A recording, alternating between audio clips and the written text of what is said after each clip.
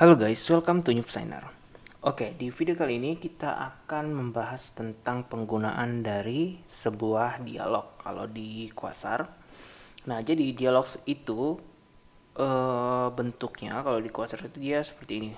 Menurut gue sih kebanyakan di framework lain atau di apa namanya? Ya di framework lain ya. Itu menurut gue sama aja bentuknya. Jadi kalau dialog ya, kalian ke Quasar, terus kalian ke dialog ya, ke V komponen, terus ke dialog. Nah, jadi dialog itu fungsinya itu untuk apa sih? Jadi sebuah dialog akan kita gunakan itu biasanya untuk membagi fokus dari seorang pengguna. Jadi saat anggaplah layar Chrome ini adalah halaman utama dari sebuah website atau aplikasi. Nah, kemudian saat kita mau membagi fokus, kita bisa menggunakan dialog dari membagi fokus dari pengguna. Misalnya seperti ini. Eh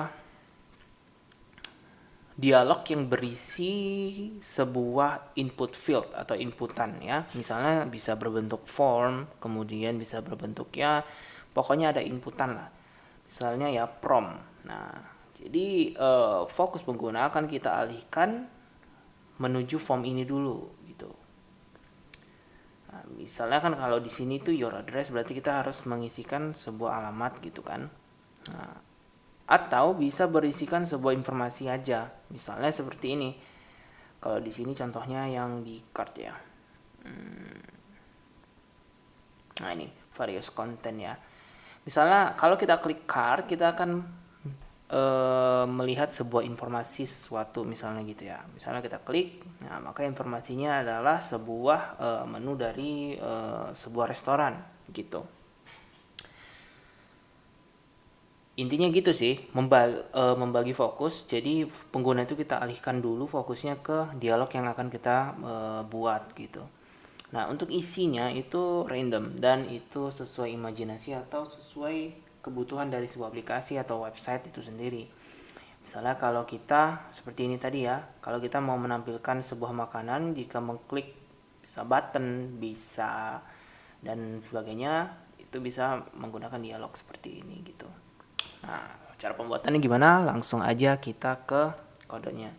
Seperti biasa, kalian buka terminal ya atau CMD, kemudian kalian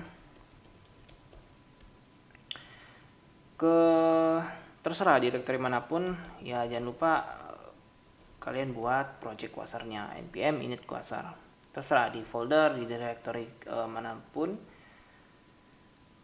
Terus karena ini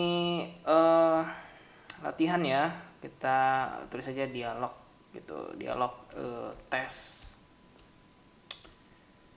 script, kemudian ya ini aja gini terserah. Oke, standar yes npm. Nah, tinggal kita tunggu sampai projectnya selesai dulu ya instalasinya. Oke, udah selesai. Nah, sekarang kita tinggal masuk ke tadi apa namanya ya, dialog tes. Kemudian kita running ya.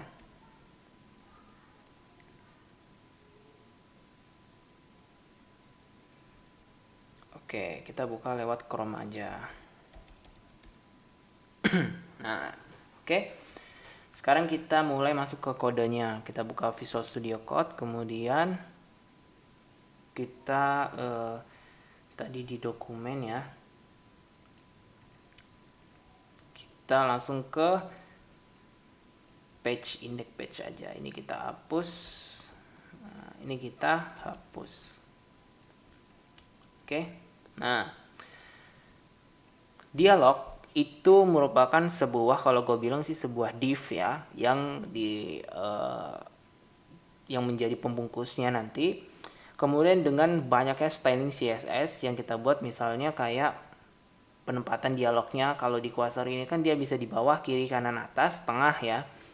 Jadi itu ya kita pakai bisa top, bottom, left, right gitu. Kalau kita buat secara native atau kita buat secara manual, kita styling sendiri CSS-nya. Itu butuh banyak banget kode CSS. Sedangkan kalau di Quasar kita cukup menggunakan tag yang namanya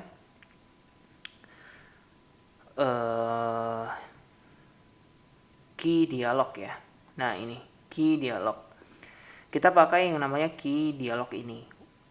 Dan tidak perlu styling apapun. Gitu. Jadi kalau kita buat secara manual, secara natif, kita styling sendiri itu banyak banget.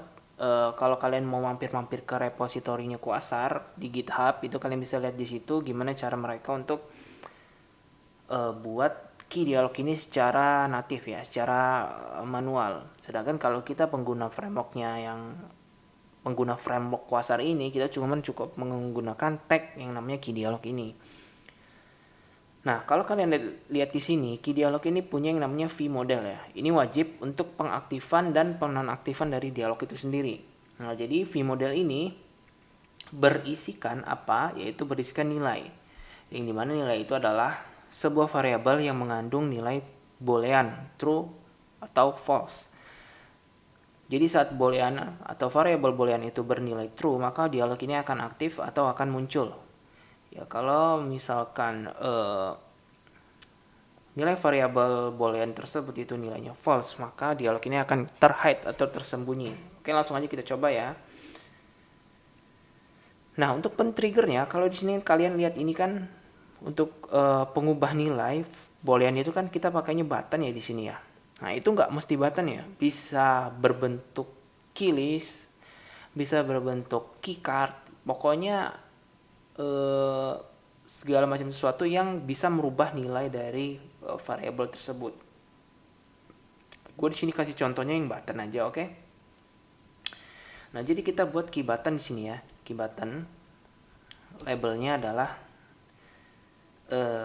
tombol, misalnya tombol dialog. Oke. Oke, di sini ya. Nah, di sini gue mau kasih dulu biar ada itunya ya. Kelas key PMD biar ada paddingnya.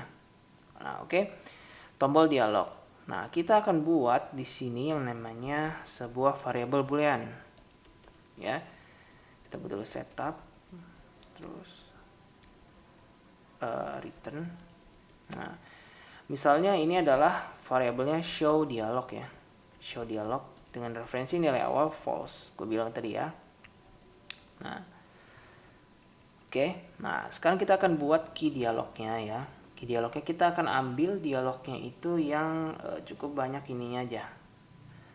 Cukup bagus tampilannya, carousel, no, slider, keycard ini aja ya. Kita ambil yang gambar menu makanan tadi. Ini yang kedua ya.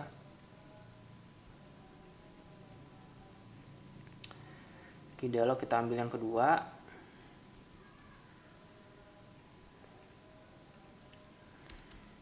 Oke, kita paste di sini.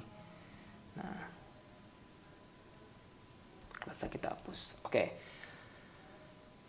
Di sini kan kita udah punya key dialog dengan vModel card. Nah, kita akan ganti nilainya dengan show dialog ini. Jadi kita tinggal ganti card ini dengan show dialog, oke? Nah, kalian abaikan aja isi key card ini dulu ya. Kalian fokus ke key dialognya. Nah, kita sudah punya key dialog yang di dalamnya ada sebuah key card dengan vModel atau variabel penampungnya, variabel boolean penampungnya itu adalah show dialog. Ini false ya. Nah, saat kita running ini kan nggak terjadi apa-apa. Nah, sekarang kita akan coba rubah secara manual. Show dialog kita ganti jadi true, maka dialognya akan muncul gitu. Oke, nah akan muncul ya di tengah-tengah sini.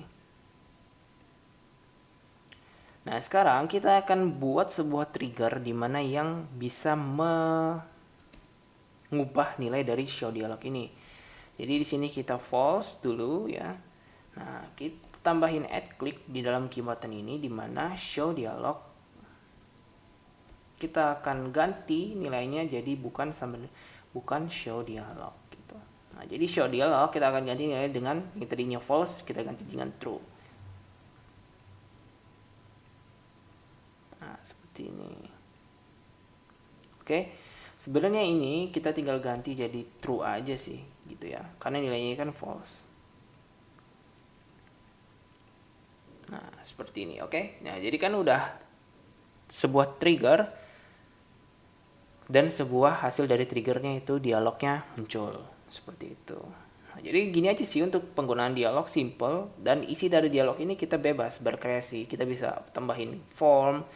Nah, nanti gua akan coba form ya. Nah, sebelum itu kalau kalian lihat di sini key dialog ini di belakang dari keycard ini itu layarnya kan agak sedikit dihitamkan ya. Nah, di dalam key dialog itu ada dua mode. Yang mode defaultnya itu seperti ini tadi ya, defaultnya hitam, dan ada lagi satu lagi yang namanya modenya adalah persistent. Persistent ini dia butuh trigger yang kedua untuk menutup sebuah dialog. Jadi kalau tadi ya, kalau kita nggak persistent, itu kita bisa tekan di tombol sembarang manapun kecuali di keycard ini ya. Nah, dimanapun, di atas, kiri, kanan, bawah, itu dialog ini akan otomatis terhide. Itu juga banyak digunain di e-commerce, di aplikasi-aplikasi, di website ya. Jadi ini meminimalisir pengguna untuk memencet suatu trigger di di apa namanya? Di suatu tempat tertentu. Misalnya kita tambahin tombol close dialog di sini ya. Maka pengguna yang misalnya kursornya lagi ada di atas, maka dia akan mau gak mau dia akan ke tombol ini untuk menutup dialog. Nah, sedangkan kalau kita pakai mode yang ini, mode yang default, dia bisa dimanapun, kursor dia lagi di bawah dia bisa nge-close, kursor lagi di kanan atas dia bisa nge-close gitu. Nah, kalau persistent ya, dia nggak bisa, dia harus butuh fix trigger atau bisa tombol, itu pun bisa apapun ya, yang bisa menutup dialognya. Nah, di sini kita akan rubah tombol reserve ini menjadi tombol close dialog ya. Jadi kalau kalian lihat di bawah, ini adalah tombol reserve ya. Tutup dialog gitu aja lah, ganti jadi tutup dialog. Nah, ini kan nggak bisa ya. Nah, caranya gimana? Caranya itu tinggal kalian, nah ini kalian bisa menggunakan v-close pop-up. Ini cara defaultnya, atau kalian bisa ini atribut maksud gue atribut defaultnya dari dialog ya, yang udah di set dengan Quasar. Jadi v-close pop-up ini bisa menutup sebuah dialog seperti itu. Atau kalian bisa manual set sendiri dengan gampang, tambahin aja add click, terus kalian ganti nilai show dialognya ya, show dialognya jadi sama dengan false gitu aja. Jadi mainin aja perubahan true false dari nilai variabel penampung dari dialognya. Nah, jadi kalau kalian klik dia maka akan tertutup gitu. Oke. Nah, terus ada apa lagi di dialog ini ya, banyak ya. Kalian tinggal cari aja di API-nya. Nah, untuk gue mau kasih tahu lagi sesuatu, jadi untuk penempatan dialognya ya. Bukan transition. Nih seamless. Ada yang namanya seamless. Oke, seamless. Nah, seamless itu dia nggak ini. Sorry, kalau gue hapus dulu ya. Nah, ini kan dia belakangnya kan itu ya, apa namanya? Agak hitam, dan kita tidak bisa mengoperasikan tombol-tombol dan segala macam komponen-komponen yang ada di belakang dialog ini kalau dalam mode default. Tapi untuk seamless, nah kita bisa mengoperasikannya gitu. Itu aja sih bedanya. Nah, terus kita balik lagi ya ke posisi position ya. Nah, untuk posisi dari dialog ini itu ada standar top, right, button, left. Nah, kita coba top ya, positionnya top. Nah, maka dia akan ada di atas. Kalau bottom dia akan ada di bawah. Kalau right dia akan ada di kanan, dan ini biasanya ya kalau di kanan ini untuk chatbot ya. Untuk chatbot bisa di kanan atau di left. Di left ini biasa untuk menu. Gue juga sering bikin menu yang ada di kiri ya. yang ada di kiri. Tuh. Nah, untuk yang terakhir kita akan coba edit dari isi dari dialognya ya. Nah, di sini keycard kita biarin, cuman isinya kita hapus. Nah, maka dia nggak ada muncul apa-apa. Nah, di sini gue mau tambahin yang namanya key form. Oke. Nah, jadi kalian bisa menggunakan dialog ini untuk membuat sebuah form. Tinggal kalian tambah key input dengan label misalnya nama gitu ya. Nah, ini nama, terus kalian bisa alamat, misalnya nomor telepon, apa lagi ya, email, 4. Nah, gini, oke. Bisa kalian tambahin ini, terus kalian keycard action. Misalnya kalian tambahin button dengan labelnya itu adalah simpan. Dan satu lagi misalnya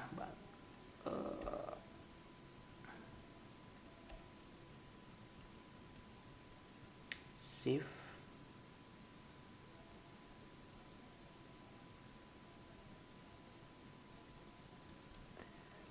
batal.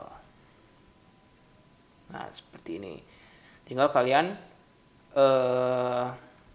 styling di bagian keycardnya. Misalnya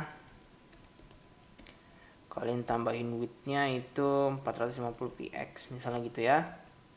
Nah, jadi dia bentuknya form kayak gini. Oke. Bisa kalian simpan, bisa batal. Jangan lupa kalau kalian batal berarti kan ke cancel ya. Nah, kalian tinggal tambahin add click, kalian rubah show dialognya jadi isinya itu sama dengan false tadi ya, untuk menutup dialognya, misalnya batal gitu. Nah, jadi gitu aja sih, fungsi dialog itu simple tapi menurut gue penting karena kita bisa selain mempercantik aplikasi, mempercantik website, kita bisa memanfaatkannya untuk membagi fokus pengguna yang gue bilang tadi gitu. Oke, sampai di sini aja untuk pembahasan mengenai dialog. Sampai jumpa di video-video selanjutnya. Bye.